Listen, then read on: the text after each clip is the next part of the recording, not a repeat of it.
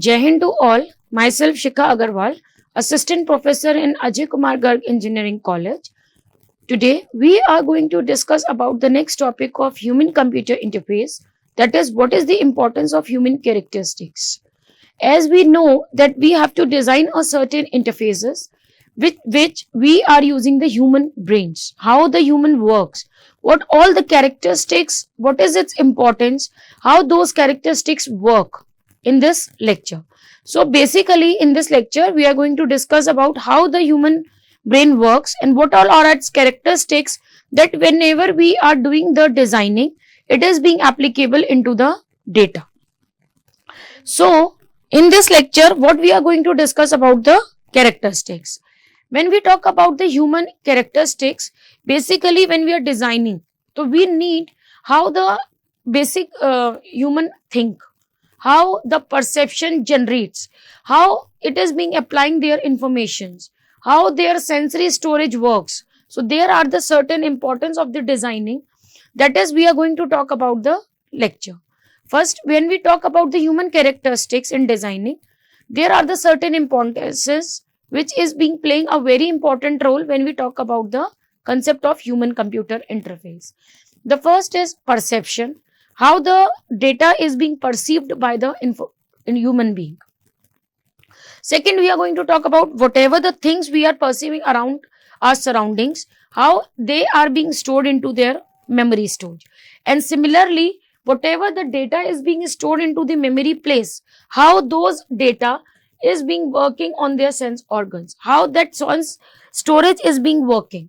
Then we are talking about whatever the information we are having, how we need to process that information, what all the learning requirements we need to do, what all are the skills, how the things is being different individually. Suppose if I think something else, somebody gives me the another idea and so on. The next we are going to talk about the visual acuity. Whenever we are talking about the visual, how much distance, when we keep the data or the information, when we keep it from the farthest distance, how much distance we need to maintain, what is the font size of that data is to be used so that it can be easily and clearly visible for the individual.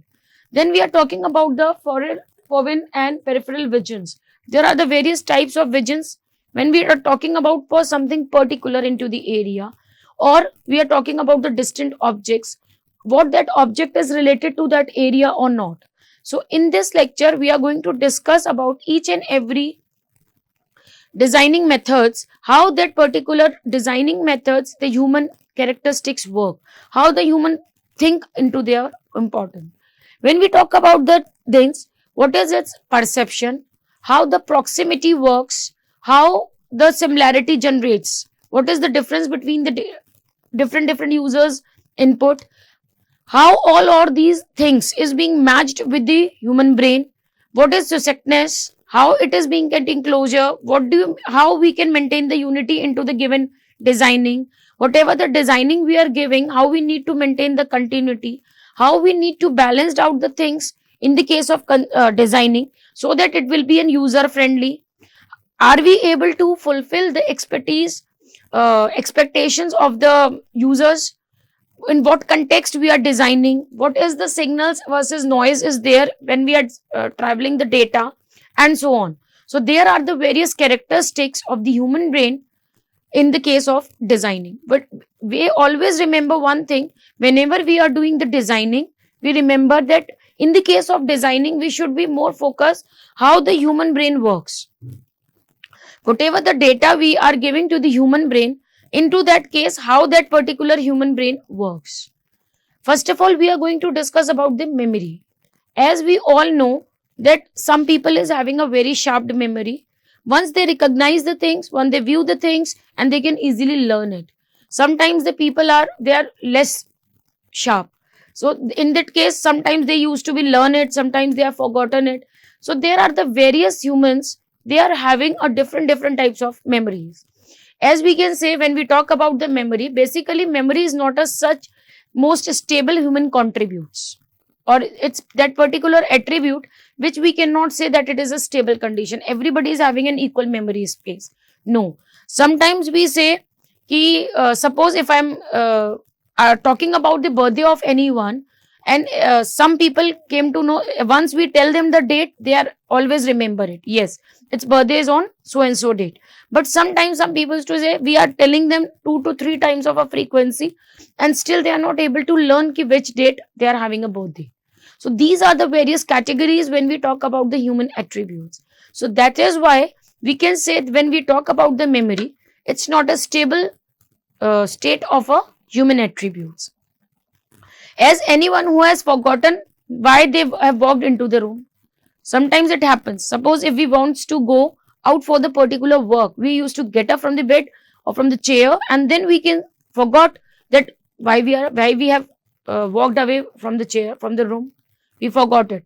So this is our various categories. How we have forgotten the very important birthdays. It can attest. So these are the various types of memories. The first we are talking about the short-term memory or working memory. There are the two main categories of memories as short-term and long-term.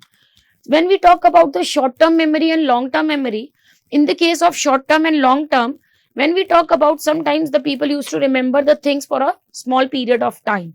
So we can say a small span of time.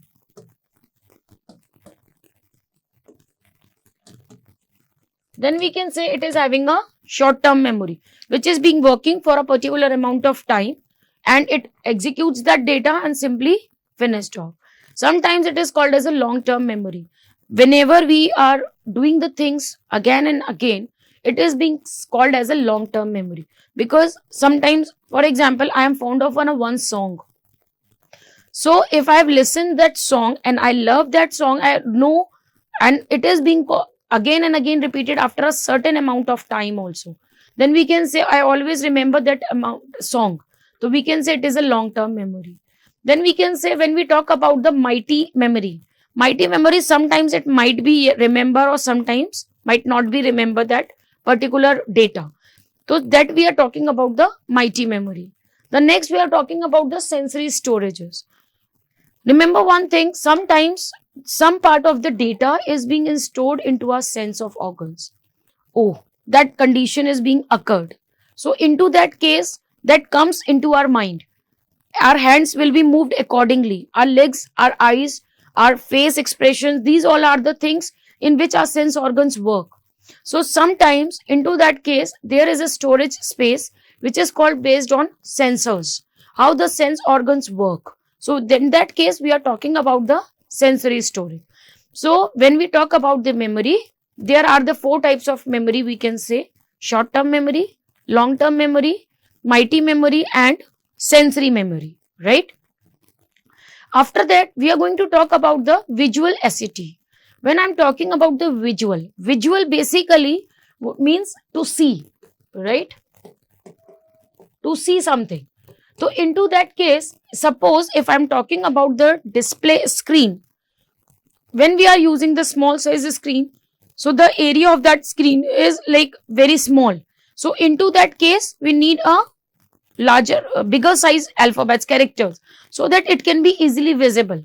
But sometimes if we are having a large size of screen, or then we have to maintain the certain distance, that up to that inch or up to that distance or centimeter, it is very clearly visible, that particular screen. So suppose if I'm talking, in that case we are talking about the viewing distance of that particular screen. So if I'm talking, assuming the average viewing distance of that particular display screen is 19 inches, then into that case we can say the visual acuity is to be 1.67 inches. So you can see, suppose this is my screen, right? And this particular screen is of 19 inches, right? So if we say there is a chair which we need to keep so that we can easily watch the TV, into that case, if this particular distance should be up to that area that we can easily view the screen clearly, right? So this is the way how we are maintaining the visual acuity. When we talk about the visual acuity, basically it is assuming the average character sizes, or we are talking about the line spacing. Whenever we are designing the documents or websites, into that case, how that particular visible screen is to be visible, how that particular size of that character is to be taken, or how that particular characters is having a line spacing. that it should be easily visible for the user. For example, if I'm talking about this visuality, we can say, we can assume the average character sizes. Generally, we are talking about the 12 to 14 size, which is a very common size of that particular character. And we have to use the even 1.5 something line spacing between those characters, so that it can be easily visible, or one tap space, right? So the number of characters on the screen falling within the visual facility is in the circle, that is 88, right? And similarly, that particular circle is consist of 15 characters that is being contained on the widest line. The next we are going to talk about the vision, foveal vision and peripheral vision. When I'm talking about these two types of visions, these are the two types of visions in which it is being categorized the different types of visions. So when we talk about the foveal vision, basically it is used to focus directly on something. When we are having a more focus on particular thing or a particular something, or directly we are more focused about towards that part, then we are talking about the foveal vision. When we talk about the peripheral vision, basically peripheral vision based on senses. How our sense organs sense the thing. So whenever the organs senses anything in the area surrounding its own area, what we are looking for it, then we are talking about the peripheral vision, in which the eyes gives the clue that how we can move the way. Just for example, if I am walking somewhere, so if we are finding the two ways, so our eyes will tell our sense organs in which direction we need to move. What is the right path? Through that banners and boards, we can easily rectify that which direction we need to move, how we need to move, and which area we need to go to the next, right? So that is called as a peripheral vision. Basically, it is being based on the senses. Everything is to be based on senses.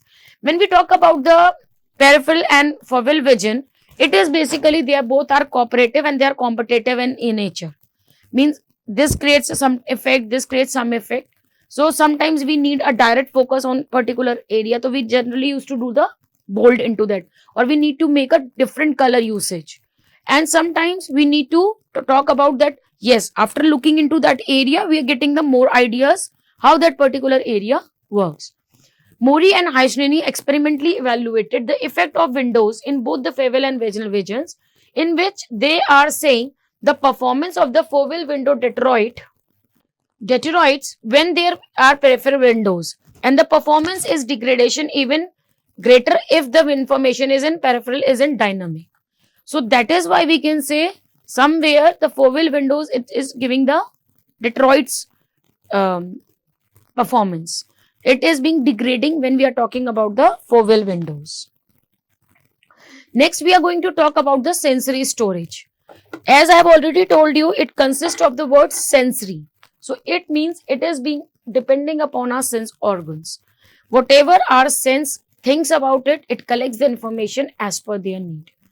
For example, if I say your name in the party and you can hear it, right? So sometimes we can say cocktail party effects, right? So our sense organ says, someone says your name in your party and you can hear it, right? Or it was like yes, why he or she is calling my name. So into that case, our more sense organs or information is being automatically collected. We need to create an information again and again, and our mind goes on to it. Then we are talking about the sensory storage. Whatever the things is being sensed by the organs, by hear, listening, by speaking and so on, it is being automatically processed and it will collectively collect the information from our sense organs. The next we are going to talk about the information processing. Suppose if I am getting certain informations, that particular exposure is being used in the lifetime. For example, if I suppose visit to a certain website and I see the method how they have done the designing.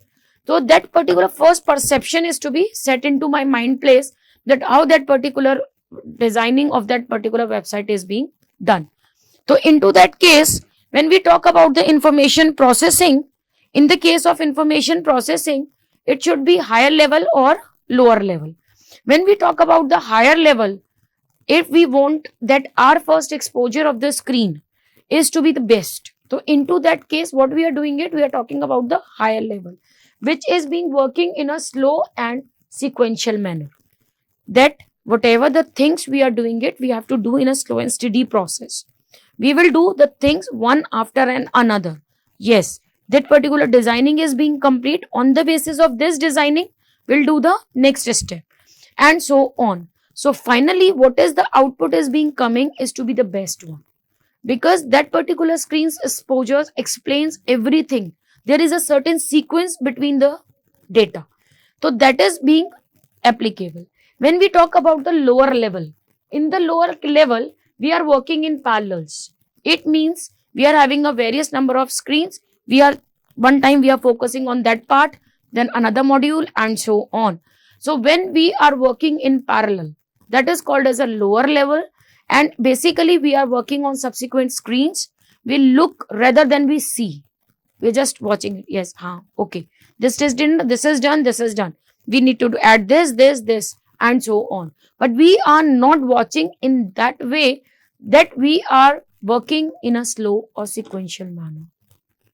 We perceive, yes, this particular information is added, okay, rather than what we are seeing into that sensory organs.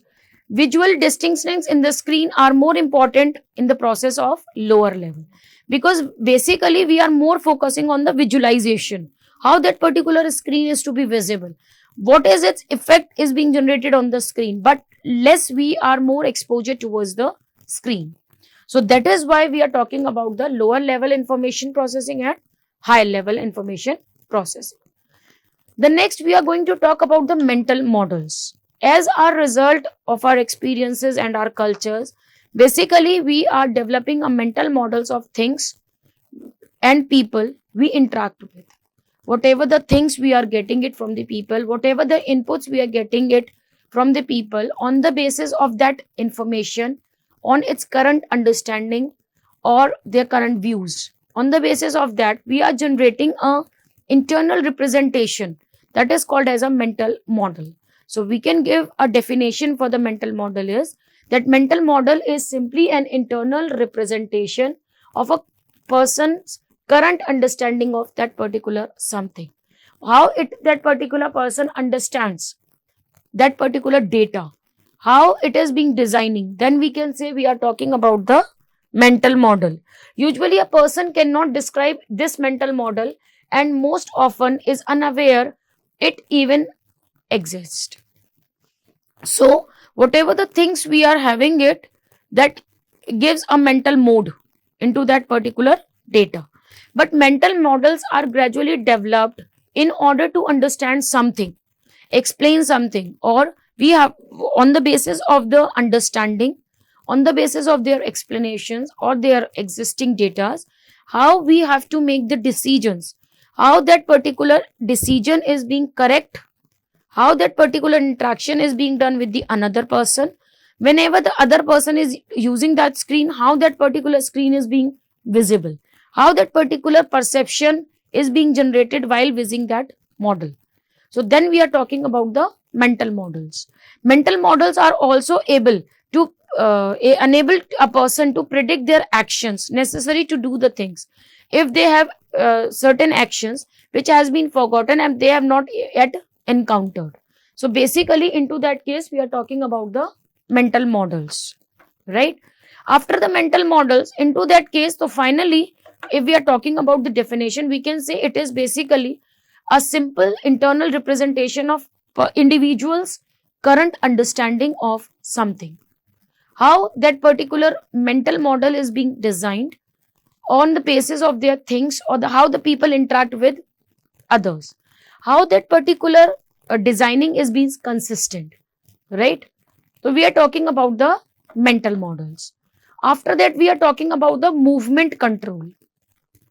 As we all are aware about it, whatever we perceived, right, on the basis of that perceived data, our actions is being appropriate onto it. On the basis of the perceived information onto their actions, how our body will respond onto it, right? So then we can say we are talking about the movement control. For example, suppose if we are not satisfied with the information of someone, we are disagree with the information. So from the next time, whenever he says anything, we are always in the mind that yes, we have perceived our information that whatever he is saying is wrong. So we have sent into the mind, right? So this is the way how we are talking about the movement control. Whatever the things we have perceived, and appropriate actions is to be decided upon them so that we can make a response. In many cases, the response is a movement. Whatever the response you are giving is a movement. Just for example, when we are talking about the keyboards, we are pressing the keys is basically a one type of movement. We are moving the screen pointers. We are rotating the mouse button. We are rotating the track balls. We are clicking the mouse buttons and so on, depending upon our perception or whatever the action we have decided. That is called as a movement control. So basically, when we are talking about the designing, the movement control also plays a very important role, because on the basis of that, we have to decide how that particular data or system works. When we talk about the implications in the screen designing, learning plays a very important role. As I've told you, that when we talking about the long term or short term memory, when we talk about the long term, in the case of long term, what we are doing it, whatever the learning we have gained, we are process it in the form of encoding schemes. Then we are talking about in the long term process. It means sometimes we say na, that you have to learn the shortcut. So that particular shortcut is always encoded in our mind, so that whenever we are recalling the things, we will always remember that shortcut method. It always exists into a long term memory space. And there are certain informations that is contained in a short term is basically used and finished off. It is a complex process that requires a certain efforts or some efforts for our part, in which our ability to learn is more important. It is already clearly differentiated that people are from the machines. We always give enough time for the people so that they can improve the performance in the almost in any task. Whatever the task is being given to the user, they can easily perform on the basis of that, and whatever the task is being done, it should be based on their own learning skills. When we talk about the learning abilities, the designers always use our learning ability as an excuse to justify a complex design. That I'm not able to learn it, I don't know how to use it. And on the basis of the learning skills, if we maximize the learning skills, we get a better output. But a good design developed to a minimized learning skill time can accelerate the human performance. People generally used to prefer to stick what they know. They don't prefer to jump in and get it started. So unproductive time spent learning is like something infrequently they are trying to avoid the things. So generally, I know, mujhe pata hai. Like this way, we are not more focusing towards the learning skills. When we talk about the skills, whatever the goal of the human performance is being performed, it should be performed skillfully. Whatever the requires, we are generating the inputs, responses, a sequence of actions. Everything is to be based on the learning skills. So we need to make the actions on the basis of their movements, so that that particular movement is to be done in a correct time, in a correct sequence, with a adequate precision. When we talk about the skills, it is being increasing the mastery of the system, so that we can get a progressive learning of shortcuts, so that we can increase our speed, we get easier how to access that information or the data. Remember one thing, always the skills are to be in hierarchical nature, so that we can be conscious about the routine work. We should be aware about it, how we need to do that task. Then we are talking about the individual differences. There is no average user, a complicating but very dangerous human characteristics that looks very different. They are having a different feelings, motor capabilities, intellectual abilities, speed, learning abilities, and so on. So we are talking about the individual differences. Individual difference complicate the design, because the designer must permit the people with widely varied characteristics to satisfactorily and comfortably learn their tasks and their jobs, how to use that particular website. When we talk about the individual skills, they are they are resulting in designings down to the lowest levels with their abilities and selecting the people with the minimum skills level. We can say we are creating a multiple versions so that the system can be created on an easy potential users. Then we talk about the user's knowledge and experience. We always talk about the knowledge or the experience of the user in the form of computer literacy. Sometimes they are highly technical or experienced people. Sometimes we are talking about a moderate knowledge individuals or the particular, means we are talking about the system experience. And if I'm talking about the applications, some applications are high, low and moderate knowledge of the similar systems.